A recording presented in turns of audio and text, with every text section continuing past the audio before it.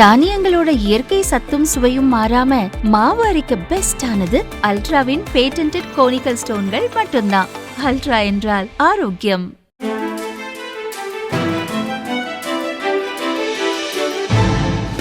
தட்டை, சீடை, முறுக்கு, ரிப்பன் பகோடா, அதிரசம் என்ன வேணாலும் செய்யுங்க.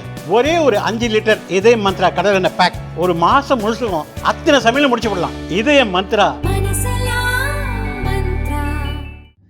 தமிழகத்தில் காங்கிரசுக்கு 17 எம்எல்ஏக்கள் உள்ளனர். அவர்களின் தொகுதிகளில் மக்களின் மனநிலை எப்படி உள்ளது என திமுக கட்சியின் ஆதரவு நிறுவனம், உளவுத்துறை, தனியார் நிறுவனம் என 3 சர்வே எடுக்கப்பட்டுள்ளது.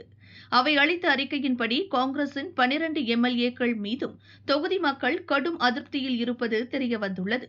சட்டசபை தேர்தலில் மீண்டும் அவர்கள் போட்டியிட்டால் காங்கிரஸ் வெற்றி பெறாது என்றும் அதற்கான காரணங்கள் குறித்தும் சர்வே அறிக்கையில் தெரிவிக்கப்பட்டுள்ளது. இந்த சூழலில் டில்லி சென்ற முதல்வர் ஸ்டாலின் காங்கிரஸ் தலைவர்கள் சோனியா, ராகுலை சந்தித்து பேசினார்.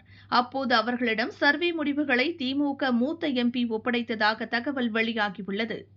இதுகுறித்து காங்கிரஸ் கட்சி வட்டாரங்கள் கூறியதாவது: வரும் சட்டசபை தேர்தலில் திமுக கூட்டணியில் 41 தொகுதிகளை கேட்க வேண்டும் என காங்கிரஸ் நிர்வாகிகள் விரும்புகின்றனர்.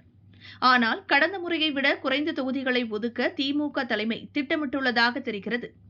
தமிழக வெற்றிக் கழகம் வேறு போட்டியிடுவதால் போட்டி கடுமையாக இருக்கும் என திமுக எதிர்பார்க்கிறது.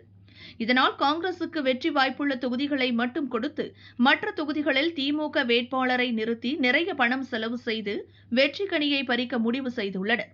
காங்கிரசுக்கு அதிக தொகுதிகள் கொடுத்தால் ஆட்சியில் பங்கு கேட்பர். இதனை தவிர்க்க வரும் தேர்தலில் 200 தொகுதிகளில் திமுக போட்டியிட திட்டமிட்டுள்ளது.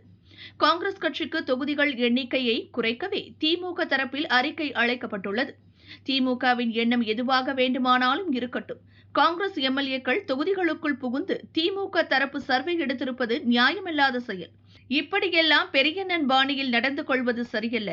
திமுக எம்எல்ஏக்கள் செயல்பாடு எப்படி என்று காங்கிரஸ் தரப்பில் சர்வே எடுத்து திமுக தலைமைக்கு வழங்கினால் அதை அக்கட்சியினர் ஏற்பரா?